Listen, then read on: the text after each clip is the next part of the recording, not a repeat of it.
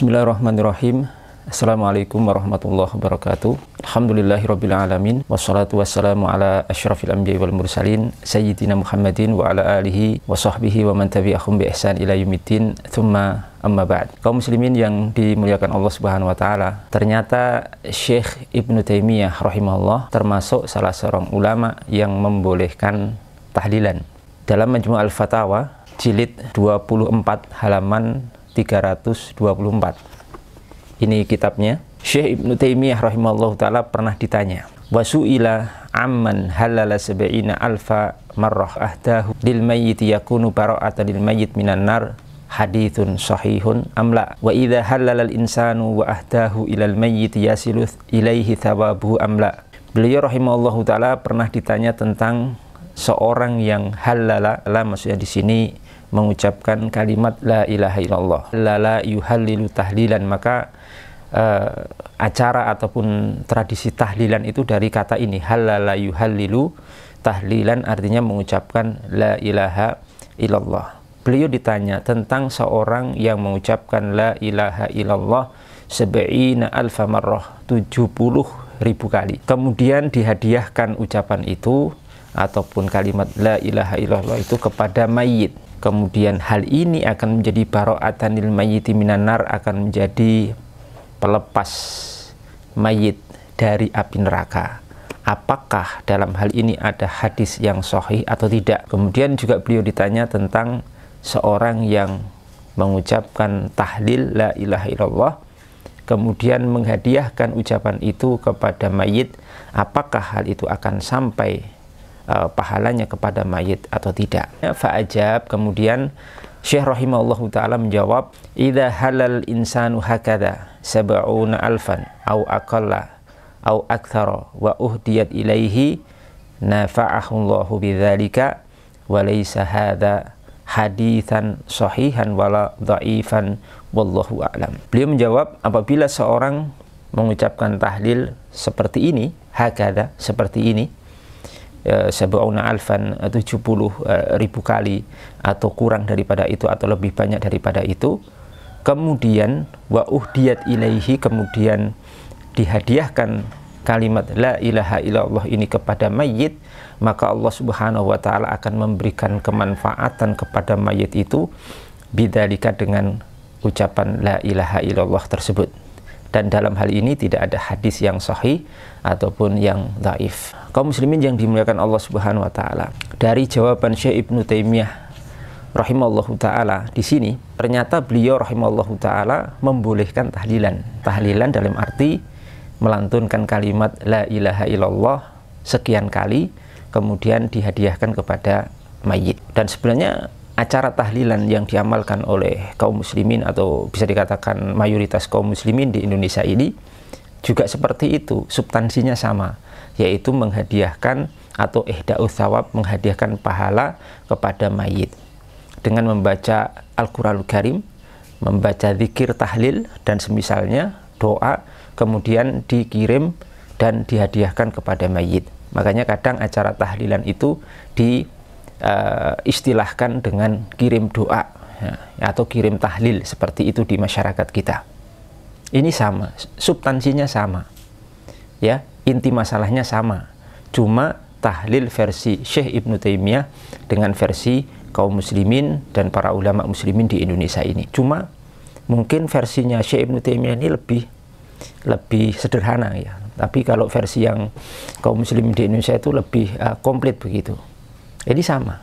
Jadi Syekh Ibnu Taimiyah itu membolehkan hal itu.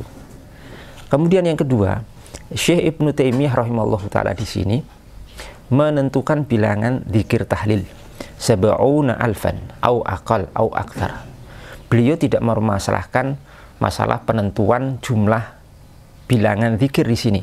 Tidak sebagaimana mungkin yang dipahami oleh sebagian kaum muslimin yang menjadikan beliau sebagai rujukan. Mereka membid'ahkan penentuan bilangan zikir.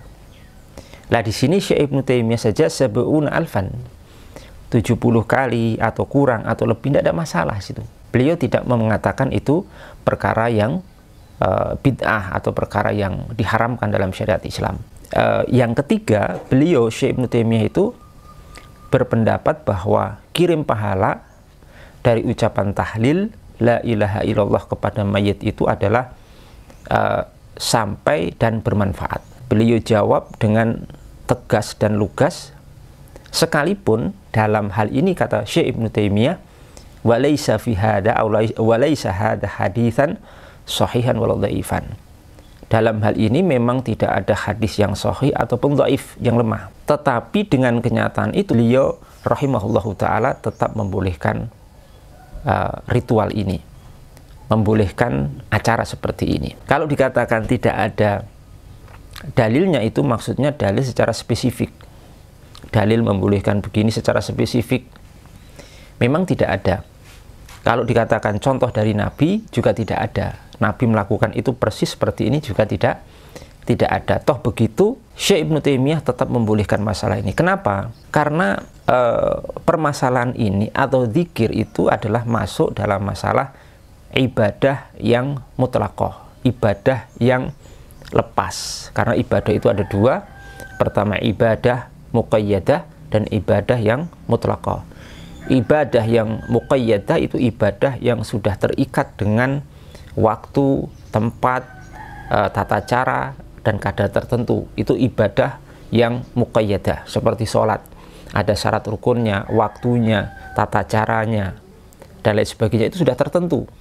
Atau zakat, atau som Ramadan, itu ibadah yang muqayyadah. Tapi di luar itu ada ibadah yang namanya ibadah mutlaqah, ibadah yang lepas, yang tidak terikat oleh waktu tertentu, oleh tempat tertentu, oleh tata cara tertentu, oleh kadar atau bilangan tertentu. Salah satunya apa? Zikir, baca Quran, itu termasuk ibadah yang mutlaqah. Maka di sini tidak masalah kita tentukan waktunya, kita tentukan bilangannya, tidak ada masalah. Sebagaimana yang disebutkan oleh Syekh Ibnu Taimiyah rahimahullahu taala rahmatan wasi'ah. Ya, di sini kalau kita cermati, jawaban dari Syekh Ibnu Taimiyah ini berbeda dengan pengikut-pengikut beliau, atau tepatnya sebagian pengikut beliau yang begitu antipati dengan tahlilan, antipati dengan kirim pahala, kirim bacaan, kirim zikir kepada mayit. Kemudian mereka juga menyatakan tegas bahwasanya itu tidak akan sampai dan tidak ada contoh dari Nabi Muhammad SAW dan seterusnya. Jadi ini sangat berbeda sekali. Syekh Ibnu Taimiyah seperti ini, tapi mereka seperti itu.